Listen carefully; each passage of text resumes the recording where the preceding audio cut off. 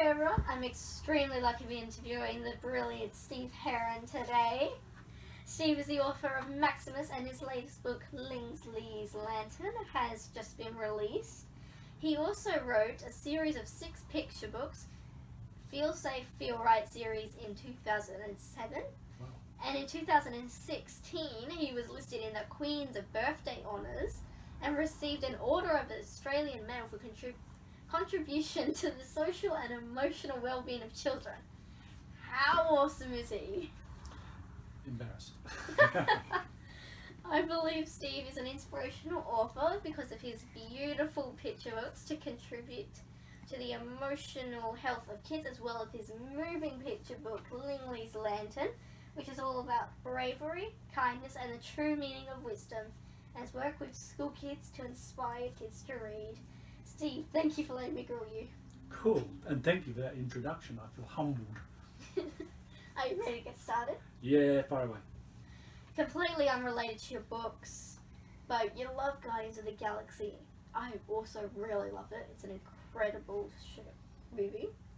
Who is your favourite character and why? My favourite character, I liked all the characters, really, because I like all characters and everything. But the one that stands out to the most, are you ready for it? Is Drax. Yeah. It's so funny. Because Drax the Destroyer, I believe, and apparently he was human before he became alien. I did a little bit of research on Drax, and I like Drax because of his resilience, and I also just like it because of his nonchalant nature. There's just something about him, just like the way he handles stuff. He's also very serious. Like, he takes things very Literal. Yeah. Yeah, that's part of his nature. Yeah. I love Drax, but I also really love Groot. Now onto your epic books. Lingsley's Lantern has just been released. How are you feeling? I'm feeling pretty ecstatic about it because it's been a long journey for me. I'm also feeling huge amounts of gratitude because I had the opportunity to get the book published with a well-known Australian publisher, Midnight Sun Publishing, and also towards the fact that I got to choose my own illustrator, and the person I chose, Benjamin Johnson. I got to meet Benjamin, and I think he's done an absolutely incredible job. So they're the feelings that I have. Well, it's definitely an incredible book, and I love the illustrations and the writing. Cool, thank you. It's going to be good. I'm excited. For those who haven't read it yet, can you tell us a bit about the plot of the story? Without giving too much away? Without giving too much away. Okay. A story about a father, a wise father, who has 3 children, and he sets his children a task, basically to nurture their wisdom. But the task is that they are given some money, and they have to prove their wisdom to their father by filling one of 3 pagodas, so one each. And the first 2 children complete that task, and then the 3rd child, who is Ling Li, the youngest and the only girl, she wanders off into the village and doesn't know how she's going to complete the task. And in the village she starts helping people that she meets and actually using some of the money to help people until she almost runs out of money. At the end of the day she ends up purchasing a lantern and goes home with that lantern feeling like she has failed her father, and she's worried that she won't be very wise. But I won't tell you what happens after that. So that's basically the plot of the story, and it's based, or it's set in a Chinese village. It could be set in any part of China. It was based on a couple of places that I'd been to, and I talked to Benjamin about those places, and he did some research and did a great job. Cool. Did I answer that one all right? You answered it perfectly. Oh, good. Thank you. So much pressure. I love the idea of the quest that the 3 children go on. Mm-hmm. Where did you get the inspiration for that? It's a very, very powerful, moving quest. That is a good question, and I've searched for the answer because originally I wrote the story 20 years ago, so I can't remember where the inspiration originally came from. And I wrote the story as a play for a performing arts camp, and the theme of the performing arts camp was light being more powerful than darkness. So the kind of idea of the lantern and the kindness in the story, kindness being more powerful than hate and all that kind of stuff, I don't know, it just kind of happened. And when I wrote the story, it just sounded like one of those kind of epic tales that comes from the East and from the Orient, and that's why I chose China as the place to set the story. It seemed to fit, kind of like a Confucius story. It was a very, very cool inspiration, and I love that. Cool, thank you. Ling Li is the main character. Did you happen to base her off anyone, or did you just pop into your head? That was the third name. Originally, the name was Tico, and then I changed her name to Tahui, which I'm not even sure if I pronounced that correctly in Chinese, but the publisher and I decided that's actually too tricky for people to try and pronounce that. So we had to choose a name that was easier to pronounce. The name Ling Li has some suggestion. It's about, it means brightness, but not just bright as in light bright, it means bright as in wisdom bright, but also witty. So she has brightness and wit about her. She's not modelled on anyone in particular, so there's no child or anyone. Having said that though, she reminds me of all of the kind children that I've met in my work with kids over the years, and there are some special moments where I can remember kindness being shown above and beyond anything else by children. So she represents all of those children. I love all three of those names. They were really, really cool. I'm definitely really loving Ling Li and the meaning. Thank you. And I think that's really cool how it's based off all those really, really nice kids that you've met. It's really sweet. Kind kids. There's quite a few of them out there. Definitely. I think that's good. Which of the characters out of all the books has been the one you related to the most? Okay, I wrote this answer down because I wasn't sure. Every character in any story that I ever wrote, I have a deep respect for. So I find it really difficult to find someone that I don't relate to in that sense. And also any character that I write that is difficult to love, they're the ones who need love the most. And in my second novel, one girl says to the other girl, when someone is hard to love, that's when they need our love the most. So that's kind of like a motto that I follow. So when I find a character that I don't relate to, I want to learn how to appreciate that character. And so I did, however, in my second novel, create a character. Now, her name is Keeliana, and she's just mean. There's nothing nice about her whatsoever, and I haven't even put anything nice about her, but she's not a strong character. She's kind of off to the side, but she's just mean as. And I enjoyed doing that, and she's the most unlike me, I hope. Well, you were too nice to be anywhere near that. And I love that sweet motto. That's so cool. Cool, thank you. Oh, I said cool. There you go. It's okay to say cool. You really like magpies. I find them rather terrifying, like just nightmares. What is it about them that fascinates you the most? Do you know what magpies are? Puppy dogs with feathers and wings. And where I live at the moment, there are magpies who come to my patio and look through the door, and they stand like puppy dogs and look at me with their puppy dog eyes, wanting me to give them some nice yummy little treats. And there's even one of them puts their leg up like this to pretend that they're hurt, like seagulls do sometimes. Oh, to say, oh please, please, oh look, poor old me. And magpies are just such a magnificent bird. Firstly, because of the voices that they have and their singing. Magpies have one of the most amazing vocal ranges of birds, apparently. And there are times when they'll actually imitate other birds and other creatures. So I've heard magpies make chook sounds, rooster sounds, ambulance sounds, and I've even taught one magpie once to say hello. Believe it or not, they actually said hello to me. So they're an animal. It's friendly, and the only reason we need to be afraid is during springtime, and it'll only be the male, or generally only the male, and they are just protecting their family.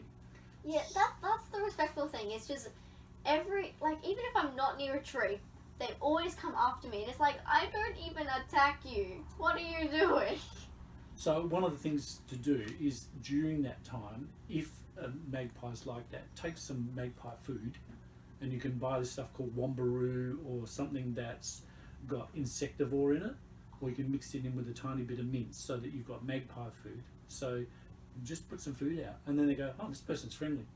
Because they've got a good memory, and if they know and remember... Yeah, they can remember faces. And I keep telling there was like a kid who kept on attacking the magpies. I'm like, they have face memory, so springtime come, you're going to get attacked. Apparently so, yeah. Well, they did attack the guy, so next springtime, and I'm like, I told you. I could talk a lot about magpies, but I'll stop there. Now on to the speed questions. Well, cool. Speed questions. I'm ready. Fire away. What are you writing at the moment? I am writing at the moment my second and third novel, which I keep editing and re-editing and re-editing. 40 picture books, 2 short stories, 2 chapter book or early reader books, 2 concept books, a joke book, a fart book, and I'm just starting to dabble into a YA book. And the latest picture book that I'm working on is a story about a non-binary child. I love that, and there's also so many projects I can't handle that. I could never handle doing that. What is your favourite ice cream flavour? Chocolate chip cookie dough, or anything with espresso or cappuccino or coffee in it. Those all sound so nice, but I probably shouldn't have coffee because I go hyper and crazy. Crazier than usual. Which book character do you or have you had a crush on? Good question. Firstly, I don't have a crush on book characters because most of the books I read are middle grade, so it wouldn't be appropriate. But when I was a kid, I had a crush on the little red-haired girl in Charlie Brown books. What was your worst subject in school? Surprisingly enough, it was English and French. Actually, French was worse. But if you're not good at English, it makes French even harder. Unless you're born in France, of course, then English is a little bit harder. That's it. That's my answer. I couldn't imagine you being... This is such a good book. I've had a lot of learning since I left school. I That's failed English at school, at high school. the thing about writing, though. You get better, you progress, and your skill gets better. Yeah. Making up for lost time. Who is your favourite or most inspirational author? My favourite author is a fellow called Rodman Philbrick, and I have a copy of one of his books here. I actually first saw this as the movie called The Mighty, and then I read the book itself called Freak the Mighty. Rodman Philbrick, actually reading his book and also reading about him inspired me as an author. So he's my favourite. Do you prefer reading ebooks or hard books? I prefer hard books, but I find reading ebooks, middle grade novels and YA novels in ebooks I find easier because you can make the font go really big, and that means I don't need my glasses and I can just sit down and just make it big and you feel like you're going through the pages quicker. But then sometimes it makes a book a 2,000 page book if you do that. Whereas a lot of other books, like the larger novels, the font is so small I have to use my glasses and have good light. So mixture. And every picture book has to be hard cover or soft cover. Yeah. Never an ebook picture book. Never. It's just like, why would you make a picture book an ebook? That's it. You got to touch an ebook. You got to touch a picture book. Yeah, gotta touch it. What is the weirdest place or thing you've got inspiration from? I'm going to check my notes on that one. Where is that? What question is that? Oh, right. Okay. I've written down here pigs. I heard somewhere that someone said pigs can't fly, and I want to prove that wrong. But I also heard that pigs can't see the sky, which is a bit of a coincidence that sky and fly rhyme. So I thought I can work on this whole idea. And I thought I reckon pigs can see the sky because if they roll on their back, they can look up and see the sky. But technically, if they're standing on their feet, they have trouble looking upwards. So I've included that in the story about the Might brothers, Orswill and Wilbur, who are going to create their own flying machine. So that's where the inspiration comes from. And that's a bit weird. But it's such a cool inspiration idea, like pigs. It was a lot of Who fun. knew? Yeah. Just got to find a publisher now. Mm. Do you remember the first book you ever read, or if not, your favourite childhood book? All right. This is not my favourite childhood book. I didn't read a lot when I was a kid, but I do remember this book. When I come across it recently, I went, OMG, I remember this book. And it was interesting. It's a book about a train that goes off the tracks and does its own thing and doesn't follow the rules, etc., and gets into trouble for doing that.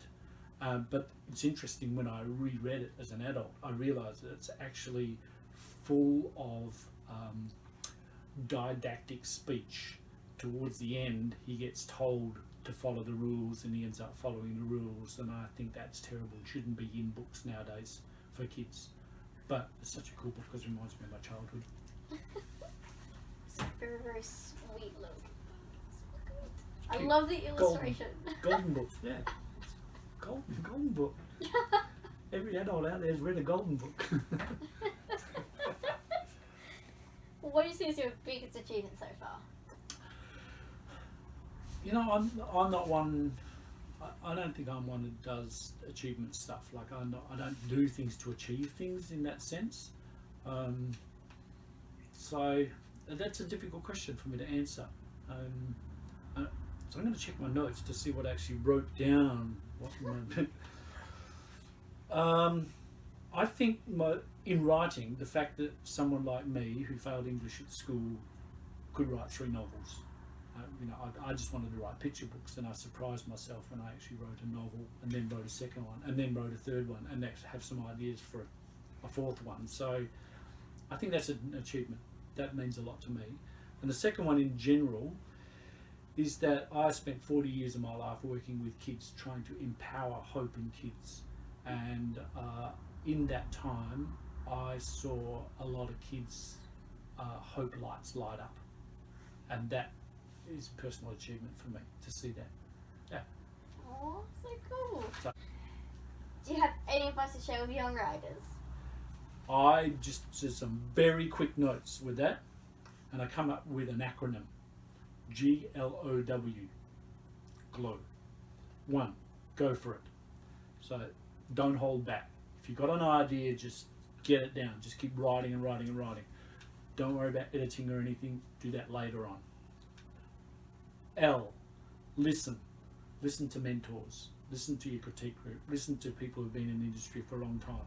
You don't have to agree with everything they say, but listen to all of those things, and what sits right with you, keep it with you. So listen. O.